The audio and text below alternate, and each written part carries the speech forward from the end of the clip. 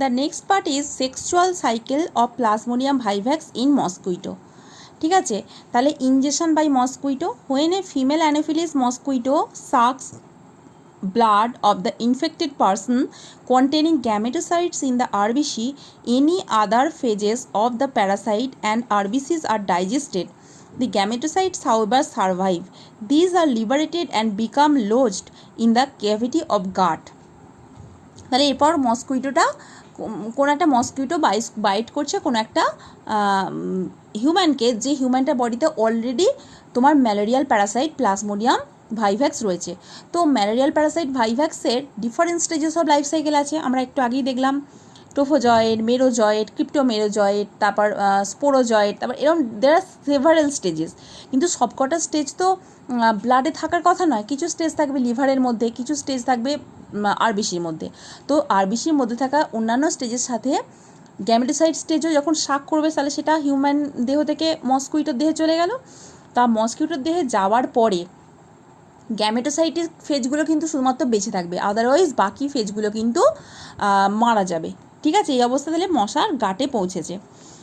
এরপর দেখো gametogony, development of the gametes from gametocytes is known as gametogony.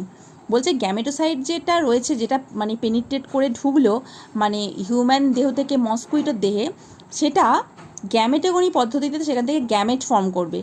Like gametocytes, the gametes are also of two types, microgamete and the macrogamete. তো there are two types of gametocytes, that is the microgametocyte and the macrogametocyte. From the microgametocyte, microgamete develop, and from the macrogametocyte, macrogamete develop. Okay.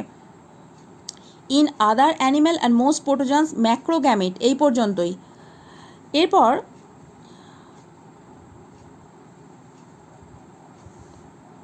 মাইক্রোগ্যামেটোসাইটস, মাইক্রোগ্যামেটের যে actual মরফোলজিটা কীরকম হবে।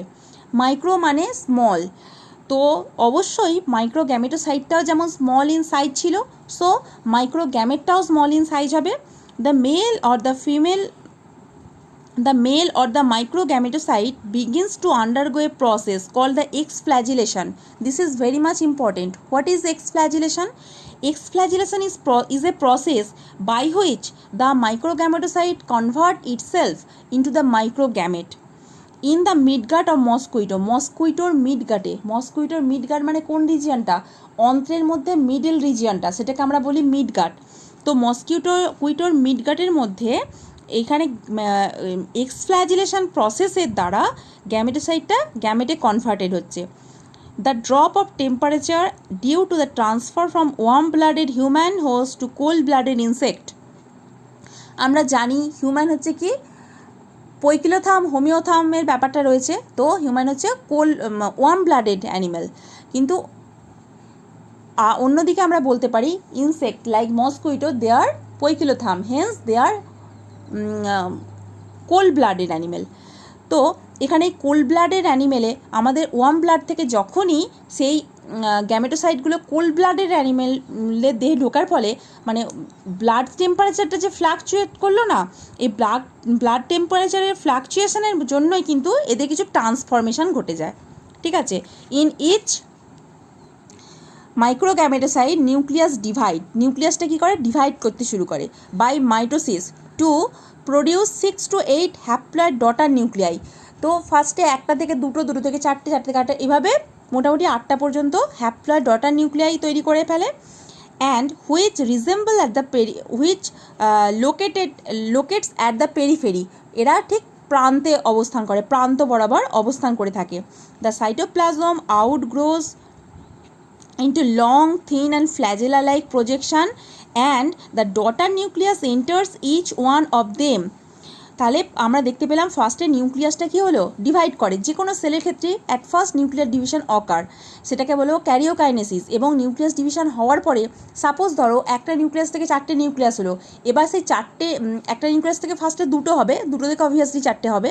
তো তারপরে সাইটোকাইনেসিসের ফলে নিউক্লিয়াসকে surround করে সাইটোপ্লাজমটা যখন locate করে ফেলে, তখন আমরা বলি সেল ডিভিশনটা কমপ্লিট হয়েছে।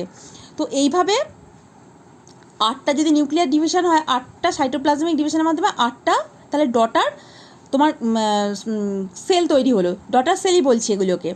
তো এই যে ডটার সেলগুলো তৈরি করলো, they are called actually microgamete, that is the sperm. এদের মেজারমেন্টটা একটু করে রাখবে, 20 to 25 মাইক্রোমিটার ইন লেন্থ। এরপর হচ্ছে মেগা গ্যামেটস। একইভাবে যেমন মাইক্রো থেকে মাইক্রোগ্যামেট হলো, তেমন মেগা গ্যামেটোসাইট থেকে মেগা গ্যামেট তৈরি হচ্ছে, but the process is not exflagellation. কারণ ফ্ল্যাজেলা তৈরি হয় কিন্তু মাইক্রোগ্যামেটে। স্পার্মের ক্ষেত্রে আমরা জানি ফ্ল্যাজেলা থাকে, উভামের তো ফ্ল্যাজেলা থাকার প্রয়োজন নেই, কারণ স্পার্মকে মুভ করতে হয়, hence they require flagella, but ovum need not movement, so flagella is not needed. তাহলে মেগা গ্যামেটোসাইট থেকে বা মাইক্রোগ্যামেটোসাইট থেকে ম্যাক্রোগ্যামেট বা মেগাগ্যামেট হয়ে হলো।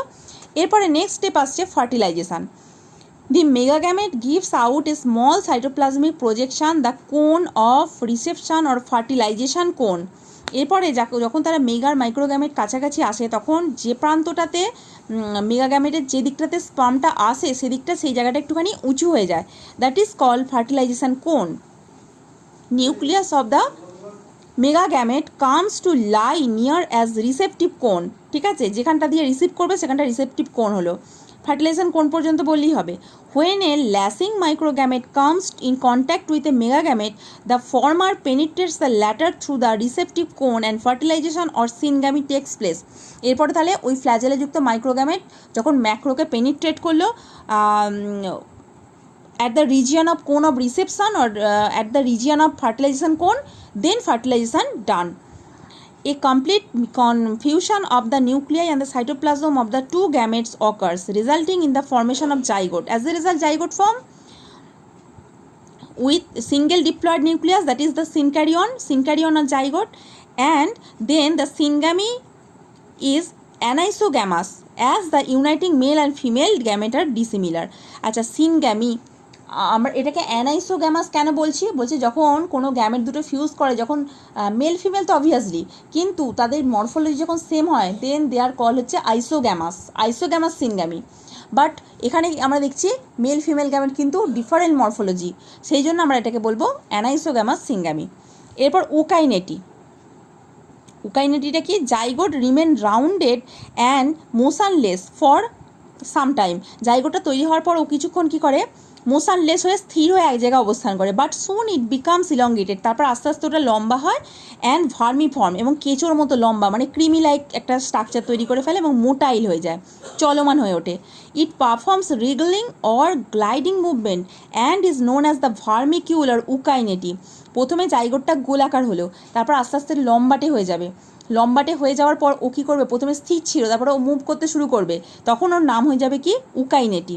মেজারমেন্টটা পড়ে নেবে 15 to 22 মাইক্রন, আর উইথ হচ্ছে 3 মাইক্রন। এটা ইট moves exhibiting gregarine gliding bending movement, এটা দরকার নেই, উইথটা পর্যন্ত করলেই হবে। এরপর হচ্ছে কি, এখানটা it moves exhibiting gregarine gliding bending movement and peristaltic contraction and comes to lie against the peritrophic membrane of gut. এইভাবে ও তো এতক্ষণ তো এর গাটের মধ্যে অবস্থান করছিল, মানে মস্কুইটোর গাটে।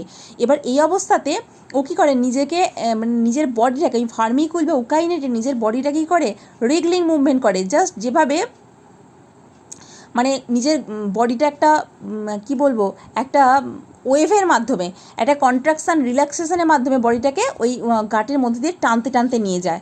ঠিক আছে, আচ্ছা, এরপরে চলে আসছে encystment. Ookinete penetrate through the wall of the midgut to settle down just under the thin membrane that separate midgut from the haemocoel. Ookinete penetrate through the wall of the midgut. এতক্ষণ কিন্তু যে সমস্ত চেঞ্জেসগুলো হচ্ছিল সেগুলো কিন্তু within মিডগাট, within stomach হচ্ছিল। এরপর কী করবে, ওই উকাইনেটি স্টমাকের ওয়ালটাকে পেনিট্রেট করে বাইরের দিকে বেরিয়ে চলে আসবে। ওকে, এবং সেখানে কি করে, ওরা নিজেদেরকে সেটেল করবে। Here it become spherical and begin to encyst. এই জায়গাতে কী করবে, যতক্ষণ ও ভেতরে ছিল ও দেখো প্রোটেকশানের মধ্যে ছিল, এরপরও কী করলো, স্টোমাকের বাইরের ওয়ালে চলে এলো, হেন্স ইট নিডস প্রোটেকশানের দরকার হবে, তখন কী করবে, নিজের চারিদিকে একটা সিস্টের ওয়াল তৈরি করবে। This cyst wall is thin, membranous and elastic. এই যে ওয়ালটা তৈরি করে এটা পাতলা হয় এবং মেমব্রেনাস এবং ইলাস্টিক হয়, স্থিতিস্থাপক। Secreted partly by ookinete and partly derived from the midgut tissue of mosquito. এটা এই যে এই সিক্রেশনটা, তাহলে সিস্টটা এলো কোথা থেকে? এটা কিছুটা পোর্শন উকাইনেটি নিজে রিলিজ করতে পারে, আবার কিছুটা পোর্শন ওই মসকুইটোর গার্ড থেকে রিলিজড হয়। ওকে, দ্য এনসিস্টেড জাইগোট ইজ কল উসিস্ট। এরপর জাইগোটটা বাইরে আসার পর সিস্টের কাভারিংটা হওয়ার পর ওটার নাম হয়ে যাবে উসিস্ট। ওকে, বা sporont. The oocyst grow in size and they can now be seen on the outside of the midgut of the stomach, transparent rounded structure. Here are some oocysts. Okay, this is the stomach of the mosquito, and these rounded structures are oocysts that are located out the side of the stomach. স্টমাকের দেখো বাইরের দিকে আছে, কিন্তু তার আগে ছিল ভেতরে। ওকে, আচ্ছা, এরপরে নেক্সট টপিক আসছে স্পোরোগনি।